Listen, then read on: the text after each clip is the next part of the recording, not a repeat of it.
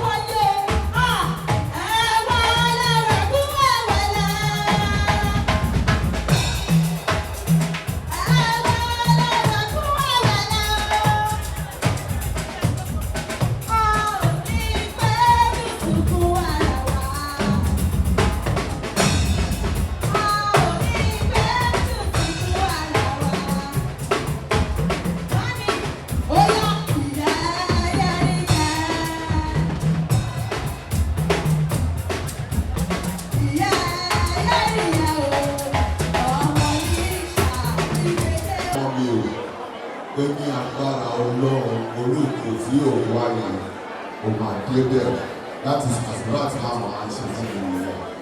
Mo ti bá wọn ṣe 70 years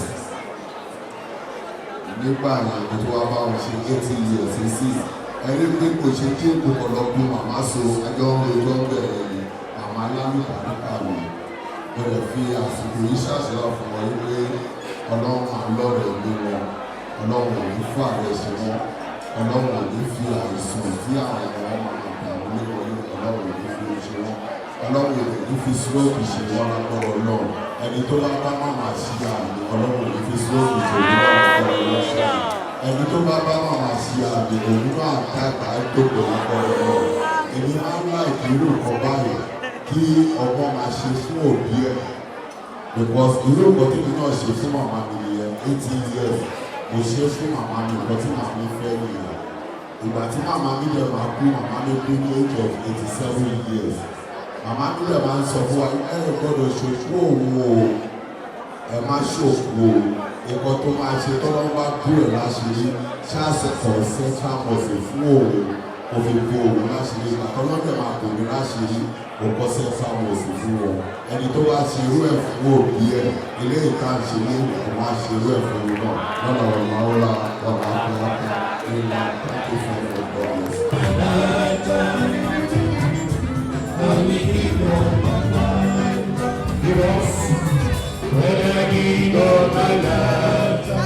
Àwọn sẹ́ni dúpẹ́ lọ́wọ́ Yorùbá. Àṣetì kò máa ní ọlọ́run ṣe èyí.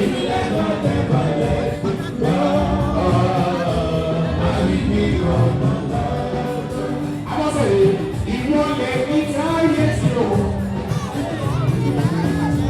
Sísílíà àbọ̀sẹ̀lẹ̀ àyàkọ́sọ̀lá àṣetì wípé kò lẹ́yà ọ̀rẹ́ ṣe.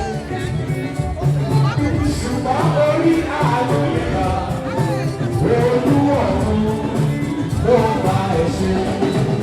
Abọ́sẹ̀lẹ̀ ìwọlẹ̀ ní táyé sí o. Àṣetì kò máa ní sẹ́kọ̀ọ́ máa yọ̀ wọ́n lọ́wọ́.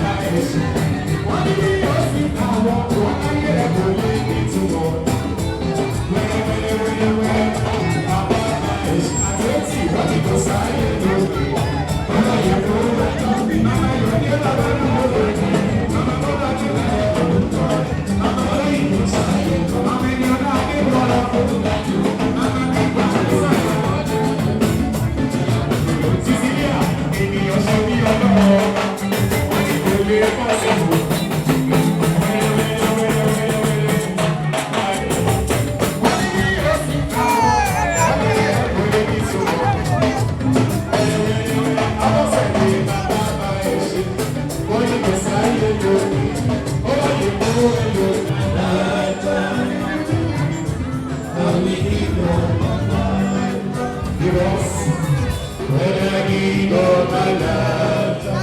I was ready to bend over your back. I said, "Come on, come on, let's shake it."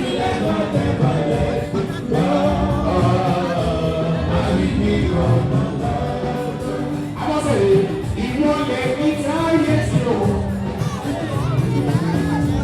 Cecilia, I was ready. I was ready. We can go let down on the show. Only I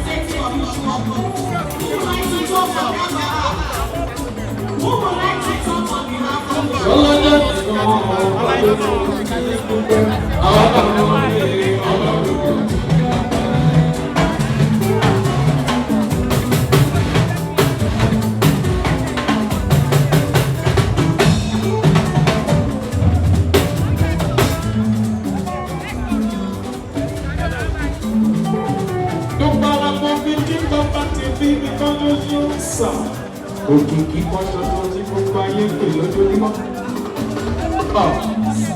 ìrànlọ́wọ́ ẹ̀kúrò olú ọkọ. Èdùmàrè fún wa lọ́dún ọ̀kan. Èdùmàrè fún wa lọ́dún ọ̀kan.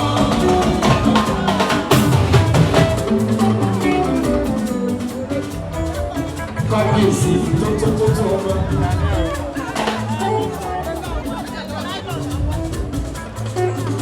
Èdùmàrè fún wa lọ́dún ọ̀kan. Èdùmàrè fún wa lọ́dún ọ̀kan.